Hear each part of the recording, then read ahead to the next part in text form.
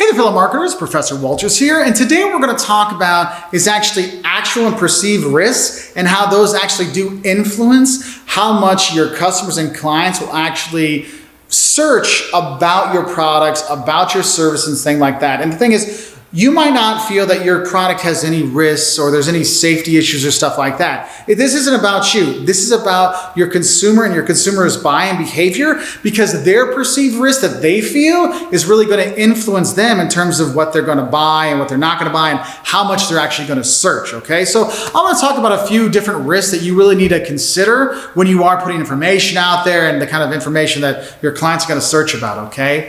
The first risk I want to talk about is performance risk. What is the risk that your product will not do what it says it's going to do? So, like, I need to do an exercise program. Well, will that 90-day P90X actually help me lose weight? I'm not sure. So I want to have a better feeling. Is it going to actually do the job? And so what companies will do, that's why you'll see all these videos online of people before and after. I did this workout routine and this is what it did for me, because they're trying to show that it actually does do the job. The thing is, sometimes you're looking at a service, I don't know, like, will my kids have a good time at Disney World? Well, they'll show the advertisement. They'll say, look, here's all these other families having a fun time there. Here, you're worried your 13-year-old's not going to have fun? Here's our suggestions of an itinerary for Disney World with a 13-year-old, with a teenager, with a tween, and stuff like that. You're going to put information out there to help people realize that the performance risk, that it won't actually work out, isn't really a risk at all. Okay, so that's one thing. Second risk you want to look at is actually a safety risk. What is the risk that, do I actually have a safety concern if the product doesn't function as planned? So like if I'm going bungee jumping or skydiving, what's the safety risk there if it doesn't work? I'm probably going to die. So yes, there might be a little bit higher elevated safety risk with those things. So what do?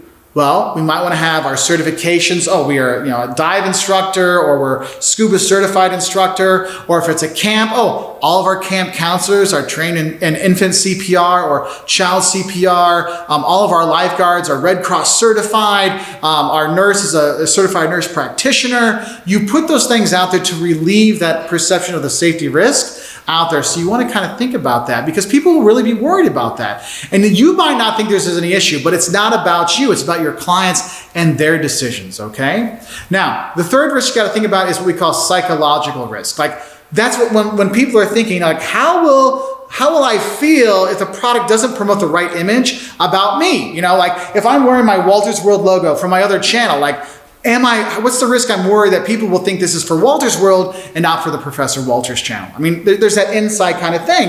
And think about it, if you're worried, like, what are my friends going to think about me if I buy that new car? Will they think that I'm in my midlife crisis or something like that? These are the kind of psychological risks you have to look at. So what are some of those things? Address those in your information. Now, the next risk you got to look at, if you're a parent, we know this one.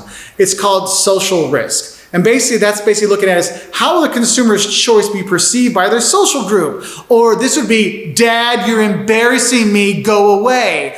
I've got a tween, okay? And then no matter what I do, I'm a loser and I'm embarrassing. And the thing is, that social risk that my son has, he's worried, what will my friends think about me if I'm with my parents? Okay, don't embarrass me, Dad. Don't embarrass me, Mom. These kind of things. So how do we mitigate this social risk? Well, one of the things is maybe on our advertisements or on our sites or our ads or whatever, we're showing groups of people using our product so no one feels bad about it, right? It's like, I'm worried what people are going to think about me. That's why my kid's getting upset. It's like, I don't want people to think bad about me.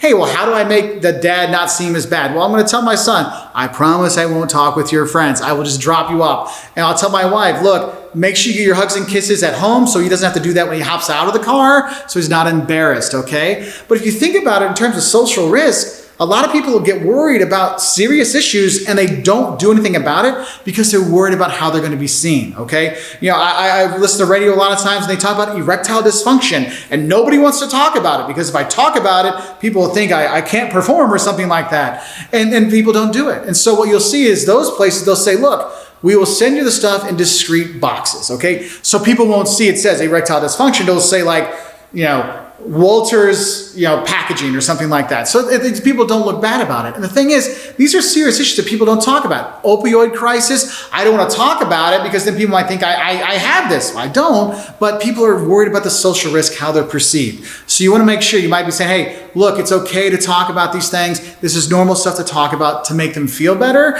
Or maybe you have advertisements that show people using the product with their friends and talking about it. That might make them feel better. And then we look at the last risk. The big one is the financial risk, okay? How much money we're gonna put out. The more money we're putting out, the more risk we're taking. And so people wanna make sure, am I gonna be wasting my money? Like, what's the payoff for this? That's why for universities, university education is so expensive. And that's what they'll say is, look, our job placement rating is 98%, and our average salary starting out is this, because now you're worried you're gonna get this degree and not get a job. Well, we're showing you're gonna get that degree.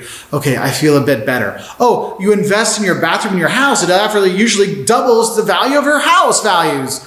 Well, that can help kind of mitigate that financial risk as well. So just a little thing to point out there. So just remember, these perceived and actual risks, they might not be perceived or actual to you as a company or organization, but for your clients, it is. And so you need to talk about these risks because it's going to help build a better relationship with your clients because they know that you're willing to talk about these things. Because believe me, all those review sites that are out there, they're going to be talking about it, and you want to control the perception of your brand. So you want to make sure you're the one talking about your brand and these issues. Okay, so I hope that helps you out. If you're a marketer, I hope this helps you realize about the risks that are out there that consumers are thinking about when they're making decision making. If you're a student, I hope this helps you know a little bit more about the consumer decision-making model and all those things. So if you like this video, give us a thumbs up. Don't forget that subscribe button and hit that notification bell, and you'll get all of our new business videos coming out, and we wish you all the best. Bye.